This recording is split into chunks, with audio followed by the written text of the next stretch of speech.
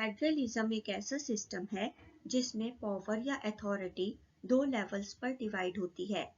एक होता है सेंट्रल गवर्नमेंट, जो देश के नेशनल लेवल या कंट्री वाइड इश्यूज हैंडल करते हैं, जैसे डिफेंस, फॉरेन अफेयर्स। और दूसरा होता है स्टेट गवर्नमेंट, जो हर स्टेट के अपने रीजनल या लोकल मैटर्स देखते हैं, जैसे एजुकेशन, हेल्थ, पुलिस, ट्रांसपोर्ट। अगर हम इसे सिंपल एग्जाम्पल से समझें तो जैसे स्कूल का प्रिंसिपल और क्लास टीचर। प्रिंसिपल पूरे स्कूल के लिए डिसीजन लेता है, स्कूल की पॉलिसी, टाइमिंग, रूल्स। लेकिन क्लास टीचर सिर्फ अपनी क्लास के लिए जिम्मेदार होता है, उनको अपनी क्लास का डिसिप्लिन, स्टडीज और डाउट्स देखने होते हैं। वैसे ही फेडरलिज्म में भी पावर डिवाइड होती है, ताकि दोनों लेवल्स की गवर्नमेंट्स इफिशिएंटली काम कर सकें।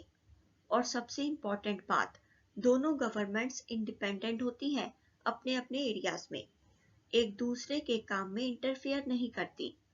ये सिस्टम कंट्रीज में इसलिए होता है ताकि डाइवर्सिटी को मैनेज किया जा सके। जैसे इंडिया जैसी कंट्री में जहां अलग अलग रीजन्स हैं, अलग कल्चर्स हैं, वहां ये व्यवस्था बहुत कारगर है। की फीचर्स ऑफ फेडरलिज्म। सबसे पहला, 2 और मोर लेवल्स ऑफ गवर्नमेंट, 2 या उससे ज्यादा स्तर की सरकारें। फेडरलिज्म की पहली खासियत ये है कि इसमें 2 या 2 से ज्यादा स्तर की सरकारें होती हैं। जैसे भारत में एक केंद्र सरकार होती है और हर राज्य की अपनी अपनी राज्य सरकार भी होती है, दोनों की अपनी अपनी जिम्मेदारियां होती हैं।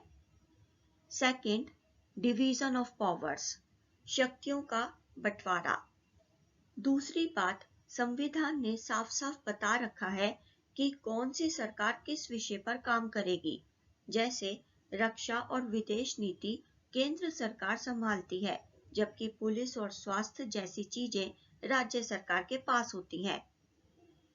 थर्ड, न्यायपालिका की स्वतंत्रता, independence of courts.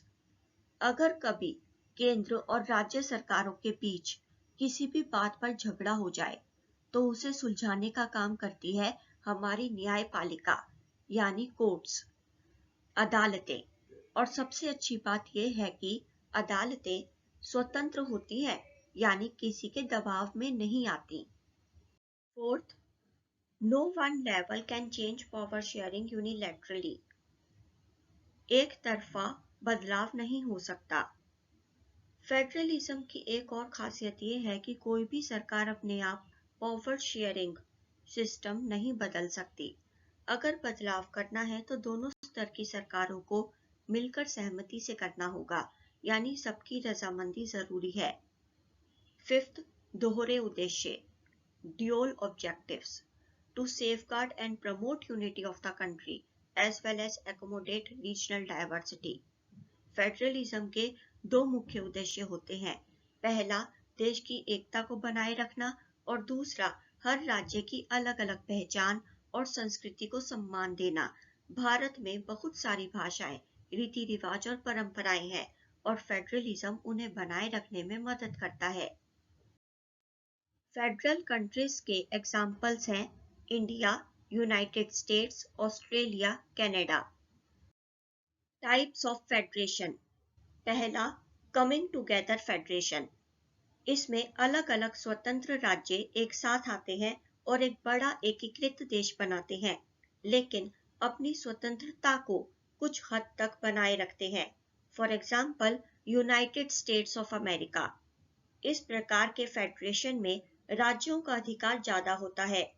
Second, holding together federation. इसमें एक देश अपने अधिकार को केंद्रीय सरकार और राज्य सरकारों के बीच बांटता है। For example, Bharat. Holding together federation में केंद्रीय सरकार को ज्यादा पावर मिलती है। इन दोनों प्रकार के फेडरेशंस का मकसद अलग अलग स्तरों पर पावर को बांटकर अपने देश को सुधारना और एकता बनाए रखना है। चाहे ये एक नए देश का फॉर्मेशन हो, जैसे यूएसए, या एक देश के अलग अलग रीजन्स को अपने अधिकार देना हो, जैसे भारत, दोनों में पावर का डिस्ट्रीब्यूशन जरूरी होता है। Importance of federalism. First, encourages better governance. जब स्टेट गवर्नमेंट को पावर मिलती है तो वो जल्दी और आसानी से लोकल इश्यूज पर काम कर सकती है। इससे डिसीजन मेकिंग फास्ट होता है और हर स्टेट अपनी जरूरत के हिसाब से पॉलिसीज बना सकता है। Second, brings government closer to people.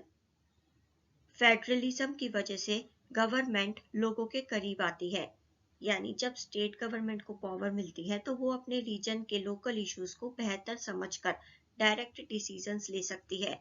इससे लोगों तक गवर्नमेंट की रीच बढ़ती है। Third, helps in managing regional differences. Federalism regional differences को मैनेज करने में मदद करता है, जैसे कि हर रीजन का अपना कल्चर, लैंग्वेज और स्पेसिफिक नीड्स होती हैं। फेडरलिज्म उनको अपने लोकल इश्यूज सॉल्व करने का पावर देता है, बिना सेंट्रल गवर्नमेंट पर ज्यादा प्रेशर डाले। इससे हर रीजन अपनी नीड्स के हिसाब से पॉलिसीज बना सकता है, जिससे रीजनल टेंशन कम होती है और यूनिटी बनी रहती है। Protects the interest of various communities. Federalism का एक और बेनिफिट ये है कि यह अलग अलग कम्युनिटीज के इंटरेस्ट को प्रोटेक्ट करता है। जब एक देश को स्टेट्स या रीजन्स में बांटा जाता है तो हर कम्युनिटी को अपनी स्पेसिफिक नीड्स और इश्यूज के लिए रिप्रेजेंटेशन मिलता है। इससे ये एंश्योर होता है कि कोई भी कम्युनिटी अपने राइट्स और रिसोर्सेज से डिप्राइव्ड ना हो और उनकी प्रॉब्लम का सल्यूशन मिल सके। कंक्लूजन, निष्कर्ष ये है कि फेडरलिज्म विविधता वाले देशों के लिए आवश्यक है। यह सेंट्रल अथॉरिटी और लोकल नीड्स के बीच संतुलन प्रदान करता है। भारत एक अच्छा एग्जाम्पल है होल्डिंग टुगेदर फेडरेशन का।